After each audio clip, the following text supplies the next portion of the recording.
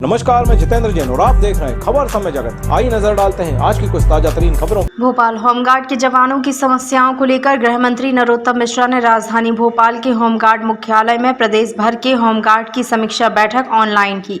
बैठक में DG home guard Pawan Jain, DGP home guard Jabalpur DP Gupta सहित अन्य अफसर मौजूद रहे। उन्होंने कहा कि इस मौके पर गृह मंत्री नरोत्तम मिश्रा ने कहा कि आगामी गणेश विसर्जन हो या नवदुर्गा का विसर्जन, होमगार्ड के जवानों की ड्यूटी लगाई जाती है। होमगार्ड के जवान माइनिंग में, आबकारी में, उद्योग में अनेक जगह जा रहे हैं। उन सारे विषयों को लेकर आज एक समिति बनाने के लिए तय किया गया है। उन्होंने कहा कि होमगार्ड के जवानों की मेहनत के बदौलत ही सरकार लोगों की सुरक्षा करने में सफल होती है। इस दौरान विदिशा के होमगार्ड ने गृह मंत्री से अपनी पीड़ा बताते हुए कहा कि गंजबासौदा में कुआं धंसने के दौरान बचाव कार्य में नगर सैनिक दिन रात जुटे हुए थे। विभाग की ओर से निःशुल्क भोजन की व्यवस्था नहीं की गई, इस कारण देर शाम को भोजन मिल सका। हमारे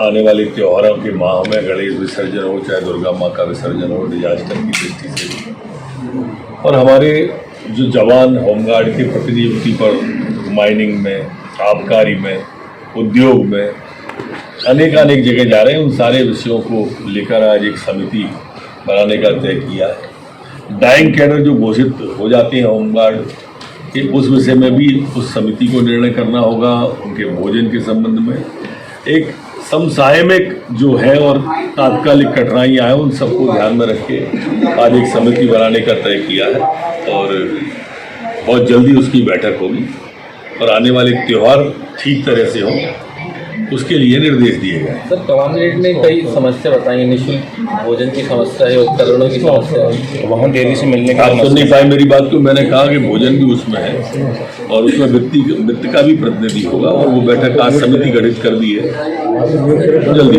आज हमने माननीय गृह मंत्री जी ने हमारे मुख्यालय का भ्रमण किया था और उन्होंने हमारे जो बाढ़ राहत कार्य थे, आपदा प्रबंधन के, उनकी समीक्षा की।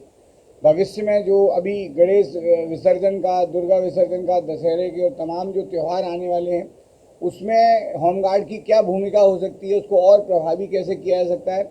इसके अलावा होमगार्ड के जो अभी नए आयाम आए हैं आपदा प्रबंधन के साथ साथ, चाहे वो बाढ़ हो, चाहे वो भूकंप हो, चाहे वो दुर्घटना हो, चाहे वो औद्योगिक सुरक्षा हो, उसको लेके क्या विस्तार की ज़रूरत है एसडीआरएफ में, उस पर उन्होंने बहुत विस्तार से चर्चा की। हमारे तमाम जिला सेनानी और एसडीआरएफ के जो डिस्ट्रिक्ट कमांडेंट हैं, उनसे उन्होंने उनके अनुभव, उनकी समस्याओं के बारे में बातचीत की।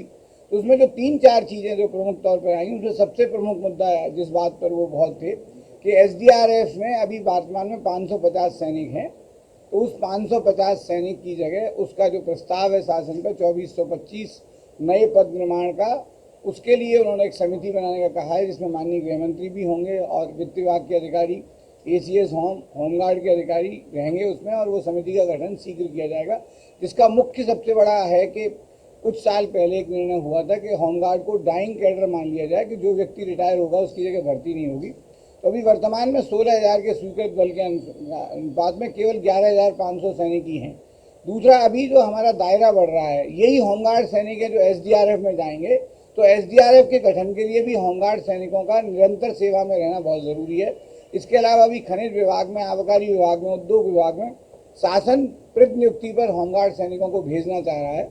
पुलिस के जवान की जो सैलरी होती है वो करीब जो औसत सैलरी होती है वो 5,50,000 प्रतिवर्ष होती है, और होमगार्ड के जवान को जो मानदेय मिलता है वो 2,20,000 मिलता है।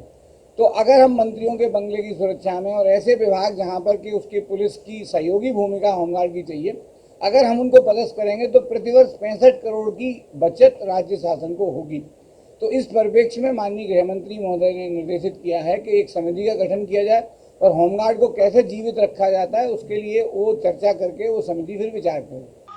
खबर समय जगत के लिए संवाददाता शक्ति Bharti, Bhopal. Latest news, subscribe to our channel and press the bell icon.